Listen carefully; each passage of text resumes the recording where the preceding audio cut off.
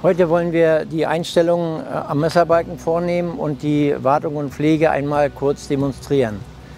Wichtig ist, dass der Messerbalken einmal ordentlich eingestellt ist über die Kette.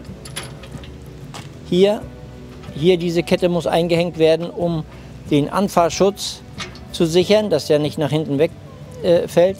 Dann haben wir hier den Hebel, diese Kette und diese Kette, die den Messerbalken auf Waage halten.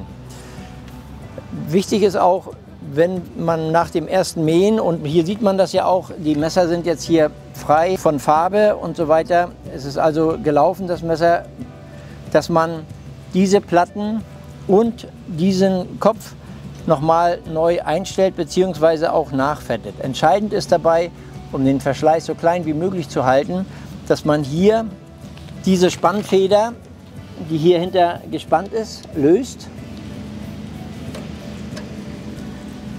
Hier kann man sie herausnehmen, damit hat man hier eine Lockerung und dann kann man mit einer Fettpresse hier zwischen den Kugeln, zwischen der Kugel und diesen Kugelbacken dort Fett eingeben, da es hier sich um eine metallische Verbindung handelt. Das heißt, hier läuft Metall auf Metall.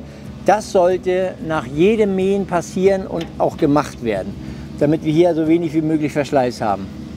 Über dieses Federblech wird dann hier die Einstellung vorgenommen, und zwar so, dass man das Federblech hier hinten einsetzt und dann spannt. Wir sehen, jetzt ist es gespannt. Und dann kann man hier über die Schraube, über eine Vierteldrehung bzw. eine halbe Drehung dort die Spannung erhöhen oder eben halt auch lösen. In diesem Falle ist Erhöhen sinnvoll. Jetzt haben wir hier eine schöne Federvorspannung und die Pfannen sitzen fest auf der Kugel. Die zweite Einstellung ist die Einstellung der Druckplatten auf das Messer.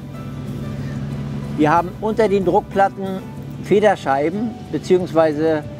Scheiben, die sehr dünn sind, die hier den Abstand halten. Dazu wird die Platte gelöst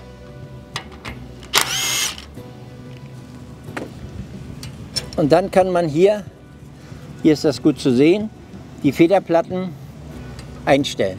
Das heißt, im Normalfall wird hier eine Platte rausgenommen, nachdem das Messer blank geschliffen ist, weil die Farbe ungefähr die Höhe ausmacht, die dieses Blech hat.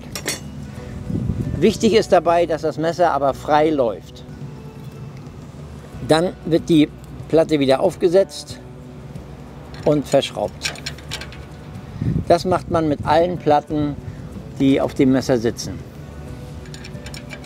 Um genau zu kontrollieren, dass das Messer auch frei läuft, sollte man dafür den Antrieb von der Kugel trennen und dann mit der Hand hier am Messer hin und her schieben und sehen, dass es sich leicht bewegen lässt.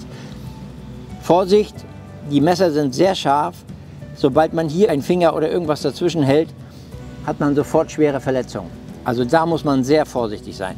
Also hier anfassen mit der Hand und das muss sich frei bewegen können, das Messer, über die ganze Linie, wenn die Platten angezogen sind. Wenn man das Messer anheben kann, also wenn es hier klappert, dann sind die Platten nicht richtig aufgesetzt. Dann ist dort zu viel Spiel. Das Spiel muss minimal gehalten werden. Die nächste Einstellung wäre dann noch zu prüfen, hier an der Seite, der Keilriemen. Hier drückt man gegen, so wie er jetzt ist, 5 bis 10 mm. Wenn man den eindrücken kann, ist die Einstellung in Ordnung. Ist es größer, den Deckel abnehmen und hier ist eine Spannrolle an der Seite verbaut, die dann etwas randrücken, sodass der Keilriemen sich wieder spannt. Mehr Einstellungen gibt es bei diesem Mähwerk nicht. Die sind aber sehr wichtig.